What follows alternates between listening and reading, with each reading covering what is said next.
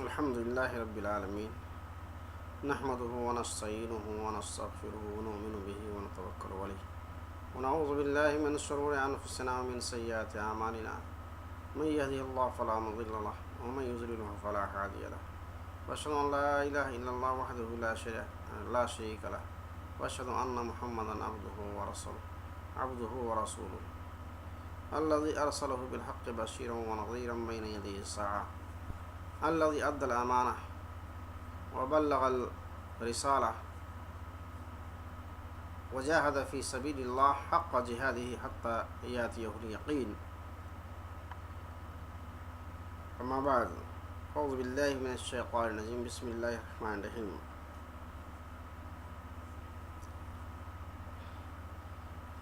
إن المنافقين في الدرك الأسفل من النار ولن تجد لهم نصيرا إلا الذين تابوا وأصلحوا واعتصموا بالله وأخلصوا دينهم لله فأولئك مع المؤمنين وسوف يؤتي الله المؤمنين أجرا عظيما. ما يفعل الله بعذابكم إن شكرتم وآمنتم وكان الله شاكرا عليما. صدق الله العظيم.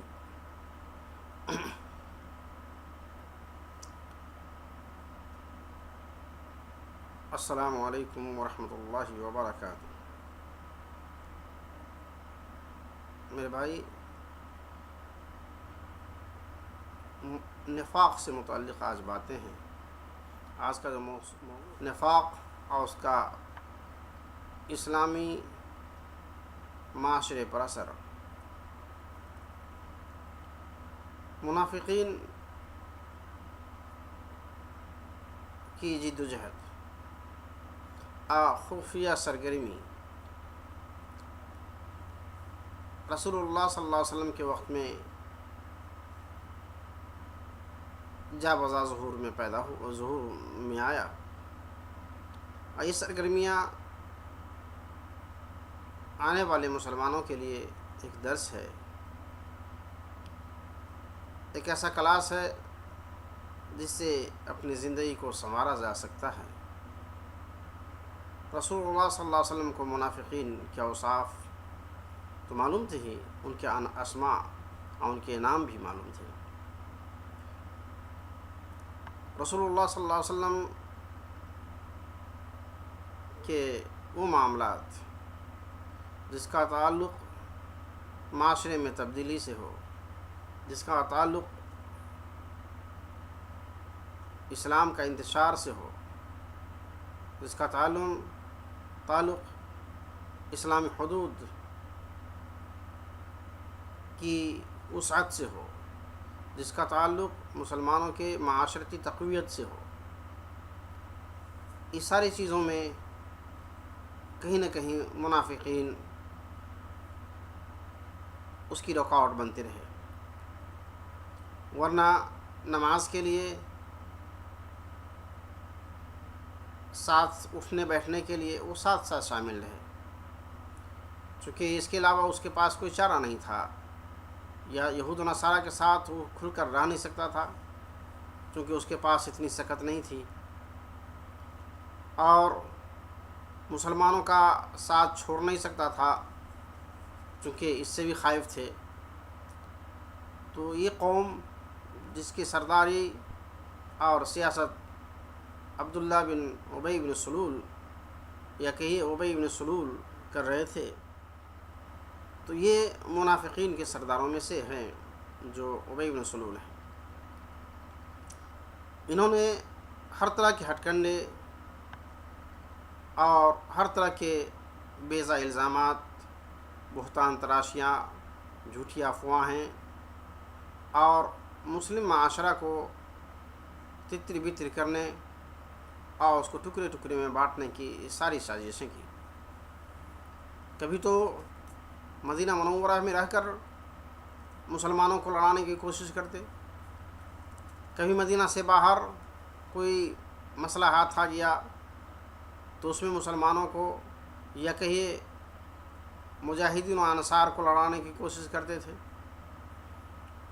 سیاسی محاذ پر، جہادی محاذ پر بھی اسلام کو اور مسلمانوں کو نقصان پہنچانے کی کوشش کرتے تھے۔ اس کے علاوہ اخلاقی امور سے متعلق وہاں بھی کسی کے اخلاق کردار کشی کرنے میں وہ پیچھے نہیں رہتے تھے۔ اخلاق اور کردار کشی کرنے میں جو انہوں نے رول ادا کیا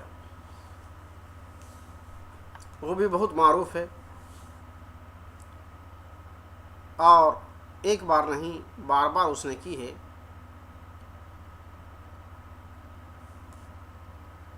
تو سوال یہ ہے کہ مماثلت مسلمانوں کے ساتھ جو عمل ملتا جلتا ہے اس کا کیا ہوتا ہے؟ وہ نماز بھی ساتھ پڑھتا ہے، روزے بھی رکھتا ہے، اور دوسرے کام بھی نیکی کے کرتا ہے، مساجد کی تعمیر بھی کرتا ہے، مگر وہ مومن نہیں ہوتا۔ مساجد کی تعمیر بھی کرتا ہے اور نماز بھی پڑھتا ہے، جو اہم کام ہیں دین کے وہ بھی کرتا ہے، مگر اس کا ظہور کب آئے گا؟ جب مسلمانوں کی اجتماعیت، مسلمانوں کی تقویت، مسلمانوں کے سیاسی عروج، یہ ساری چیز اس کو جلاتی رہتی ہے کہ ہم اس کے ساتھ رہ کر کے اس کو نقصان پہنچانے کے سارے پلاننگ کرتے ہیں، لیکن پھر بھی یہ آگے بڑھ جاتا ہے۔ یہ اس قسم کے لوگوں میں سے ہیں، اور یہ رسول اللہ صلی اللہ علیہ وسلم کے بعد بھی رہا، اور یہ منافقین کی جماعت کی جو بنیاد ہے، اس کی بنیاد جھوٹ پر ہے، افتراء اندازی پر ہے، اور مسائل گڑھنے پر ہے، کسی کو بدنام کرنے میں ہے، اور کسی کے سیاسی اجتماعی قوت کو کمزور کرنے کے ہیں۔ اسی طرح اخلاقی کردار کشی میں بھی ہے۔ تو یہ اوصاف اگر آج بھی جن میں پائے جائیں تو ان کو منافق کی نظر سے دیکھنا چاہیے، اس لیے کہ مسلم سوسائٹی میں علماء کا جو مقام ہے، صالحین کے جو مقام ہیں، دعوت حق کے پیغامبر کا جو کام ہے اور ان کا جو مقام ہے،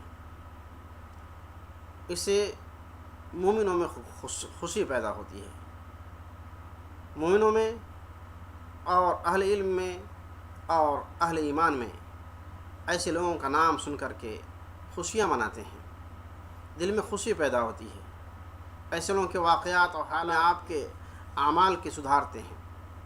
لیکن منافقین جو ہوتے ہیں اس کو دوسرے زاویہ سے دیکھتے ہیں، اس کو دوسرے نظریہ سے دیکھتے ہیں، اس میں بھی کیڑے نکالنے کی کوشش کرتے ہیں، اس میں بھی وہ نئے مسئلہ پیدا کرنے کی کوشش کرتے ہیں۔ کسی نے پوری زندگی اسلام کے راہ میں خرچ کر دی، اپنا پورا جمع شدہ سرمایہ ہمیں لگا دیا اسلام، پھر اس میں بھی کیڑے نکالتے ہیں، وہ تو ایسے تھے ویسے تھے، یعنی ان کی پوری اللہ کے لیے وقف تھی، اس میں یہ اس کو بدنام کرنے کی کوشش کرتے ہیں، اس کا وہ مسئلہ جو کبھی کسی کے سامنے نہیں آیا، اس طرح کے مسائل اس کو بدنام، اس کے اخلاق کو مجروح کرنے کی کوشش کرتے ہیں۔ تو یہ جماعت رسول اللہ صلی اللہ علیہ وسلم کا دور دور ہوتا گیا، یہ جماعت مضبوط ہوتی گئی، یہ جماعت مضبوط ہوتی گئی، اور اس کے چیلے، اس کے مریدان اور اس کے ماننے والوں کی تعداد بڑھتی گئی۔ لہذا علماء محققین پاک دامن عورتوں اور مسلم معاشرہ کے وہ معصوم اور غافل عورتیں، ان سب کو اپنے لپیٹ میں لیا، اور کسی کو اپنی زبان کی کڑواہٹ اور زبان کی تلوار سے کسی کو نہیں بخشا. لہذا یہ زبان چلانے میں تلوار سے زیادہ تیز تھے اور بہانہ تلاش کرنے میں لومڑی سے زیادہ چالاک نکلے. تو اس طرح کے لوگ منافق کہلاتے ہیں. اب چند واقعات آپ سن لیجئے.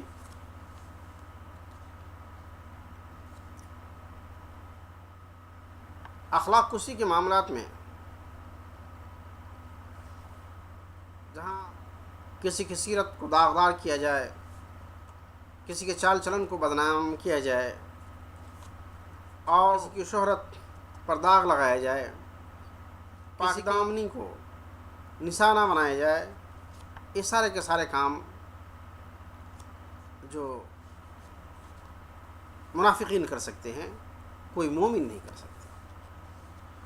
سب کے پیچھے وہی چند ان کے جو پایا پیلر ہیں منافقین کے، وہی کام کرتا رہتا ہے. آپ کو معلوم ہے غزوہ بنی مستلق کے موقع سے حضرت عائشہ رضی اللہ تعالیٰ عنہ پیچھے چھوٹ گئیں، تو سب سے اخیر میں آنے والا جو قافلہ کا سب سے آخری دستہ ہوتا یا آخری شخص ہوتا جو ساری چیز کو پر نظر رکھتا، جب ان کی نظر پڑی تو انہوں نے اپنے اونٹ کو بٹھایا اور اس پر حضرت عائشہ سے اشارہ کیا تو اوپر چڑھ کر کے ان کے ساتھ آئیں. اس موقع کو مفتن نے، فتنہ پرداز قوموں نے اور منافقین نے بہترین ہاتھ لگا اسے عائش کو ان کے اخلاق کو داغدار کرنے کے لیے پوری جال بچھا لیے. ساری شیاطین کی جماعت اس میں لگ گئی. اس موضوع پر اللہ تعالیٰ نے حضرت عائشہ صدیقہ رضی اللہ تعالیٰ عنہ کی برات کے لیے نور کی آیت، جو آیت نمبر 10 سے 20 تک، یہ 10 آیت کا نزول ہوا، اس میں اللہ جل جلالہ نے ان کی برات کا اعلان فرمایا. عائشہ رضی اللہ تعالیٰ عنہ فرماتی ہیں کہ میرے دل میں یہ خیال تھا کہ رسول اللہ صلی اللہ علیہ وسلم کو اللہ تعالیٰ اشاروں سے بتا دیں گے جس سے ہماری صفائی و برات کا اعلان ہو جائے گا، لیکن یہ معلوم نہیں تھا کہ اللہ تعالیٰ اپنی مقدس کتاب میں اس کو نازل فرمائے گا جس سے ہماری برات عرش بری پر ہو. یہ کافی خوشی کی بات حضرت عائشہ رضی اللہ تعالیٰ عنہ کو لگی کہ اللہ نے ان کا اعلان عرش پر کیا. عرش بری سے اس کا اعلان آیا کہ حضرت عائشہ صدیقہ رضی اللہ تعالیٰ عنہ بہتانات اور سارے افتراعات اور سارے من گھڑت کہانیاں جو منافقین نے گر رکھی ہے اس سے بالا تر ہے، لیکن اس میں مومنوں کے لیے جو ہدایت ہے، اہل عدل و انصاف کے لیے جو ہدایت ہے یہ ہے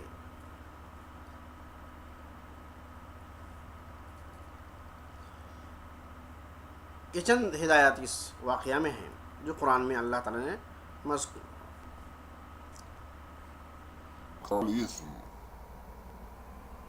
ہر انسان کو جو گناہ کرے گا اس کا عذاب اسی کو ملے گا، دوسرے کو نہیں ملے گا. ایک اصول بنایا،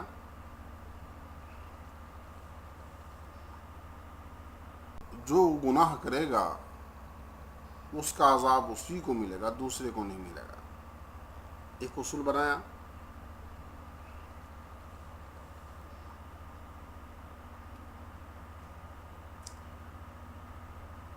اور دوسری تنبیہ جو مسلمان، جب اس طرح کی خبریں تم نے سنی تو تم کو کون سا پوزیشن اختیار کرنا چاہیے. لولا اذ سمعتموه ظن المؤمنون والمؤمنات بانفسهم خیرا وقالوا هذا افک مبین. کیوں نہیں جب مومنوں نے اس بات کو سنا تو مومن مردوں نے اپنے بارے میں اچھا خیال کیا. مومن مرد و عورت اپنے بارے میں جس طرح اچھا خیال کرتے ہیں اسی طرح دوسرے کے بارے میں اچھا خیال کرنا چاہیے اور کہنا چاہیے قالوا هذا افک مبین، کہ تم جھوٹ، کھلے جھوٹ تم سنا رہے ہو. هذا افک مبین کہنا چاہیے جب تک کسی مسئلہ کو تحقیق جب تک کسی مسلمانوں کی شان نہیں کہ جھوٹی خبروں اور جھوٹی باتوں پر کو تسلیم کر لے، بلکہ اس وقت تک کسی دل میں بات جگہ دینے کے لیے سے پہلے یا دل میں کوئی قرار کوئی فیصلہ کرنے سے پہلے یہ نظریہ رکھنا چاہیے کہ ھذا افک مبین، یہ ایک جھوٹا بہانہ ہے یا جھوٹی خبر ہے، لہذا یہاں تک رکھنا چاہیے۔ اور اس کے ثبوت کیا ہے؟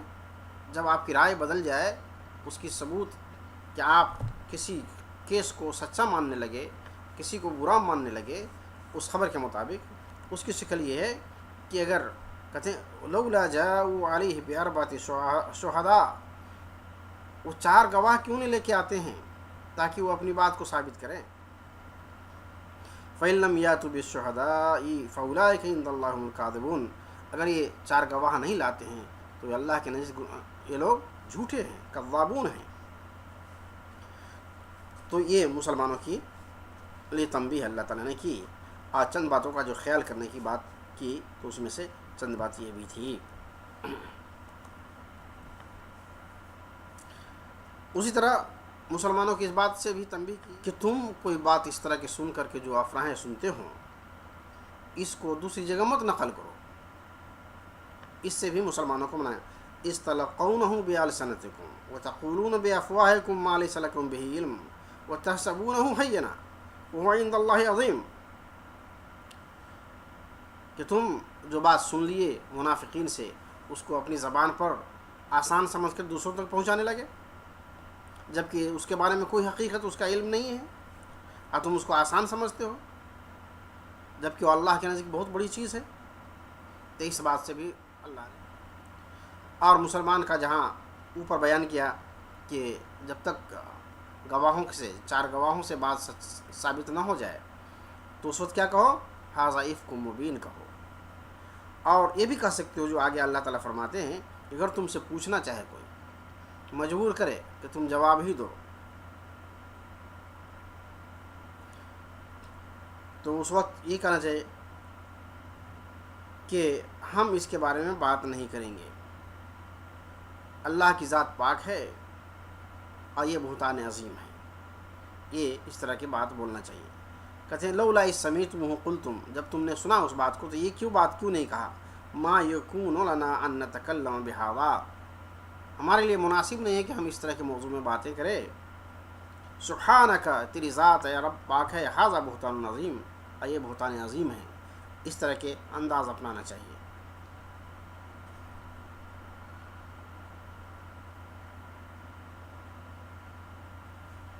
اور آگے یہ بھی کہا اللہ تعالیٰ نے کہ جانے انجان میں جو کسی کی فحاشی اور کسی کی برائی جس کی تحقیق اب تک نہیں ہوئی اس کو پھیلانے والے اور یہ دل میں ہیں کہ وہ پھیلائیں اس باتوں کو، اس کے بارے میں اللہ تعالیٰ کہتا ہے کہ اس کے لیے دنیا اور آخرت میں عذاب ہے۔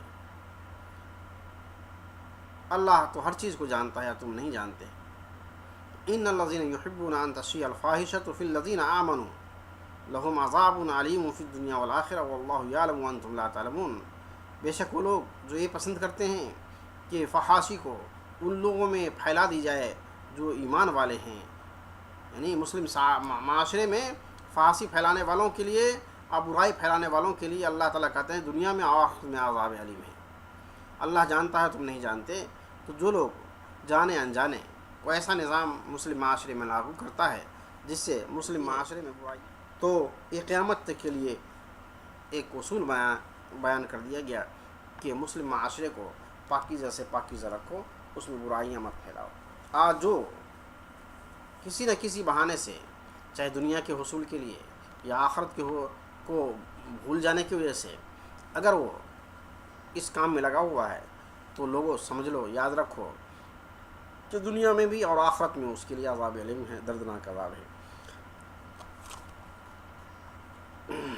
تو یہ تو آپ کو معلوم ہوا کہ ایک واقعہ عائشہ رضی اللہ تعالیٰ عنہ کے لیے، اس کی مثال ہر دور میں علماء کرام کو، صالحین کو، متقی کو، اولیاء اللہ کو اور نیک لوگوں کو، الذین آمنوا وعملوا الصالحات، جو لوگ نیک عمل کرتے ہیں ایسے لوگوں کو بدنام کرنے والے ہر سماج میں ہوتے ہیں، ہر معاشرے میں ہوتے ہیں، خواہ ان کو بدنام کرنے کے لیے جھوٹ، بہتان، افک، ان لوگوں کا سہارا کیوں لینا پڑے، سہارا لے کر وہ افک میں لگے رہتے ہیں، دوسروں کے جھوٹی بات بیان کر کے اس کو بدنام کرنے کی کوشش کرتے ہیں، بہتان عظیم میں لگے رہتے ہیں، اور جھوٹ تو اس کے خون رگ و ریشہ میں ہوتا ہے، اس طرح سے وہ بدنام کرتے ہیں۔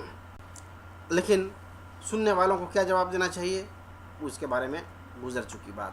سننے والوں کو جن احتیاطی اور تدابیر کو اپنانا ہے، اس کے بارے میں سورہ نور کی آیت کافی ہے، جس کا بیان ابھی اوپر گزرا۔ تو یہ تو اخلاق کشی کی بات ہے کہ علماء، صالحین، نیک لوگ، اللہ والوں کو ان کے اخلاق کشی اور ان کے اخلاق کو داغدار، ان کے کردار کو پامال کیا جائے، اس کی سازش کرتے ہیں۔ یہ لوگ بھی منافقین ہیں، جو جتنے بڑے لوگوں کو ہاتھ لگاتے ہیں وہ اتنے، اور جو جتنے والے اللہ والے ہیں اور اس کو اسی لحاظ سے بدنام کرنے والے، بڑا شیطان ملتا ہے۔ چونکہ اللہ تعالیٰ کے نظام ہے کہ جب آدمی تقوی و طہارت میں آگے بڑھتا ہے تو اس کا مخالف بھی اسی پیمانے کا بڑا شیطان نکلتا ہے۔ لہذا وہ شیطان خواہ انسان میں سے ہو، من الجنۃ والناس، انسان ہو یا جنات میں سے ہو، سب اسی پائے کا ہوتا ہے۔ لہذا اہل ایمان کا جو کام ہے، شیوا ہے، اہل ایمان کا جو عمل ہے، اہل ایمان کا جو طرز عمل ہے، وہ کیسا ہونا چاہیے، وہ دماغ میں ہونا چاہیے۔ اسی طرح یہ لوگ منافق لوگ سیاست کے میدان میں، جہاد کے میدان میں رسول اللہ صلی اللہ علیہ وسلم کو کس طرح سے ستایا۔ اہل مکہ کو خبر کیا کہ تم لوگ آؤ، ہم تمہاری مدد کرتے ہیں۔ اہل مکہ کو خبر پہنچاتے رہے کہ تم اہل مدینہ میں بسے ہوئے مطمئن مومنوں کو کس طرح سے اس کے اطمینان کو اور چین کو چھین سکتے ہو، کس طرح سے اس پر چڑھائی کر سکتے ہو، کس طرح سے ان کو دنیا سے مٹا سکتے ہو، سارے تدبیر بتاتے رہے، اور اس طرح کے کاموں میں منافقین لگے رہے۔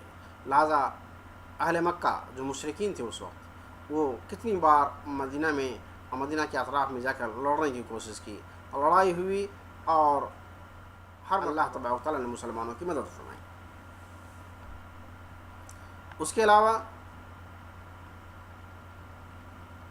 حکمت عملی کے طور پر کتنی مرتبہ رسول اللہ صلی اللہ علیہ وسلم کو دھوکہ دیا۔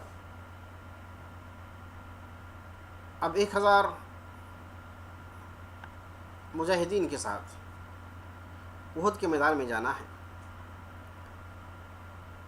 منافقین ساتھ ساتھ چلے۔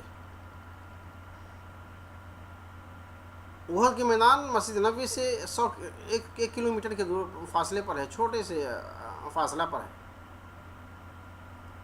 اگر آپ چلیں تو 10 منٹ میں پیدل چل سکتے ہیں، مگر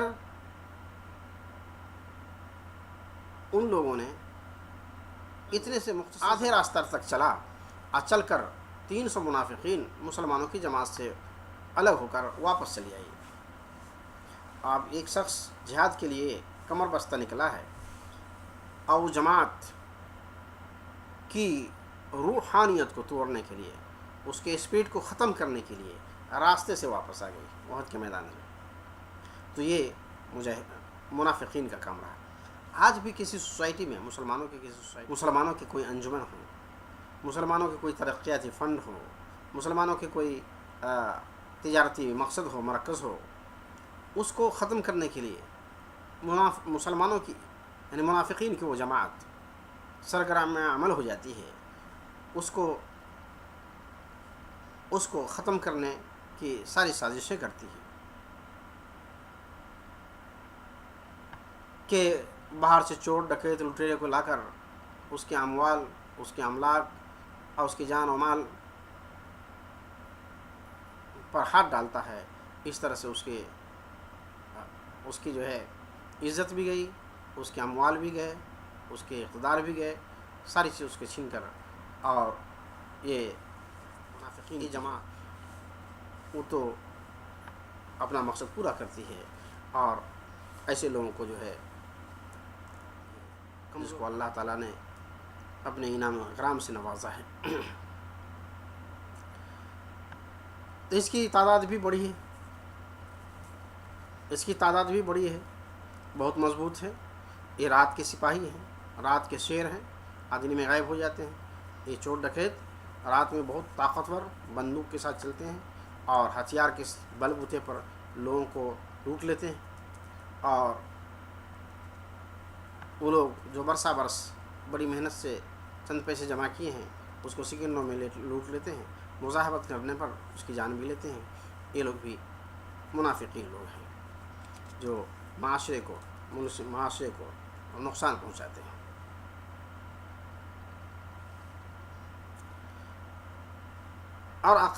اور ان کے طرز عمل کے بارے میں سورہ بقرہ کے آغاز میں جو لکھا ہے کہ وہ فتنے فساد کے کوئی موقع ہاتھ سے نہیں چھوڑتے.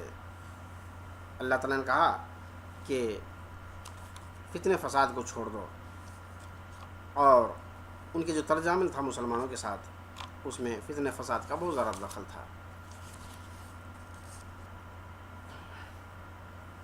اس کے ایمان میں چونکہ کھوٹ تھا، اس کے ایمان میں کھوٹ ہونے کی وجہ سے وہ سمجھ میں نہیں پا رہا تھا کہ ہم جو کر رہے ہیں اتنی سازشیں شرارتیں، اس کو یقین ہی نہیں تھا کہ سارے عمل جو شیطانی عمل کرتے ہیں، منافقانہ عمل کرتے ہیں، اس کا کوئی اثر. چونکہ اس کے ایمان میں یہ بات نہیں تھی تو اس آسانی سے اس کو کر لیتے تھے، بلا تردد کر لیتے تھے. وہ کہتے تھے وَمِنَ النَّاسِ مَن يَقُولُ آمَنَّا بِاللَّهِ وَبِالْيَوْمِ الْآخِرِ وَمَا هُم بِمُؤْمِنِينَ. اصل ان کے ایمان کی جو ہے حقیقت یہاں بیان کیا ہے کہ کچھ ایسے منافقین تھے اللہ پر یوم آخرت پر، در حقیقت وہ مومن نہیں ہوتے تھے. اور اس کا مقصد یہ کیا ہوتا تھا کہ مسلمانوں کو دھوکہ دیں. يخادعون اللہ والذین آمنوا ما يخدعون الا انفسهم وما يشعرون. یہ اللہ اس کے اور مومنوں کو دھوکہ دینا چاہتے تھے، در حقیقت یہ خود اپنے آپ کو دھوکہ دے رہے تھے، اس کا شعور نہیں. حقیقت ہے وفی قلوبہم مرض فزادہم اللہ مرضا ولہم عذاب علیم بما کانوا یکذبون. در حقیقت اس کے دلوں میں مرض کھوٹ تھا اور ان کے لیے جو بعض کی بنیاد پر اسے دردناک عذاب دیا جائے گا. تو گویا یہ ایمانی پہلو تھا. آگے اس کے اخلاقی پہلو یہ تھے وَإِذَا قِيلَ لَهُمْ لَا تُفْسِدُوا فِي الْأَرْضِ قَالُوا إِنَّمَا نَحْنُ مُصْلِحُونَ. جب اسے کہا جاتا تھا منافقین سے کہ تم سرزمین میں فساد مت پھیلاؤ، تو کہتے ہیں ہم تو مصلحین ہیں، ہم تو اصلاح کرنے والے، ہم فسادی تھوڑی ہیں. یعنی خود اپنے آپ کو فسادی کے گروپ سے باہر سمجھتے تھے، مگر در حقیقت وہ فسادی تھے. اور دوسروں کو بھی جب ان کو کہا جاتا ہے کہ تم اپنے اخلاق اور عقائد کو درست کر لو اور سچے مومن بن جاؤ، تو کہتے نہیں، ہم تو ویسے پاگل بیوقوف لوگوں کی طرح ہم مومن بن جائیں جو ان کے اوپر ایمان لے آئیں، ہم ایسا نہیں کر سکتے ہیں. تو گویا یہ اس طرح کے جو ہے آج اب مسلم معاشرے کو زیادہ یہ پوری بات قرآن شریف میں بھری پڑی ہے اس باتوں کی طرف کہ منافقین کے کتنے کردار ہیں. منافقین کو در کے اسفل میں اللہ تعالیٰ ڈالے گا. آپ غور کیجئے مسلم معاشرے میں کتنے منافقین ہیں اور کتنا علماء کرام کو ستانے والے لوگ ہیں، مدارس نقصان پہنچانے والے لوگ ہیں. کچھ بہت پکا مومن شو کرتا ہے کہ وہ پکا مومن ہے، لیکن مسجد کی زمین قبضہ کر کے کی ہوئی زمین پر بناتا ہے. مدرسے کی تعمیر کسی مسلمانوں کی زمین کو قبضہ کر لیا اور اس پر بنا لیا. یہ بھی منافقین لوگ ہوتے ہیں، یہ بھی اسلام کو نقصان پہنچاتے ہیں. اللہ اس کے رسول نے کبھی اس کی اجازت نہیں دی کہ کوئی مسلمان کی زمین قبضہ کر لو اور اس پر مسجد بنا لو اور مدرسے بنا لو، اس کی اجازت نہیں. اور دیہاتوں میں جو مسلمان ہیں اس کا تو یہ بزنس ہے کہ کس کو ستانا ہے، کس کے علاقوں کو ہتھیانا ہے، کس کو کیا کریں گے. یہ عام طور سے وہاں چونکہ بزنس نہیں ہے، ان لوگوں کا یہی بزنس ہے کہ کسی کو لوٹنا ہے، کس کو کیا کرنا ہے، اور ایسا ہو رہا ہے. اس کے علاوہ اور بھی پہلو ملیں گے جو اسلام کو کمزور کرنے کی، علماء کرام کو ستانے کی یہ ساری بات کرتے ہیں. اللہ تعالیٰ انہیں جہنم غریق کرے، اور جو اللہ تعالیٰ نے وعدہ کیا ہے کہ انہیں در کے اسفل میں رکھے گا، اللہ تعالیٰ انہیں در کے اسفل میں رکھے، اور اللہ چاہے تو انہیں ہدایت دے دے۔ اللہ تعالیٰ سے دعا ہے کہ جو مخلص مومن ہیں اللہ تعالیٰ ان کی حفاظت فرمائے۔ سبحان ربک رب العزت عما یصفون وسلام علی المرسلین والحمد للہ رب العالمین۔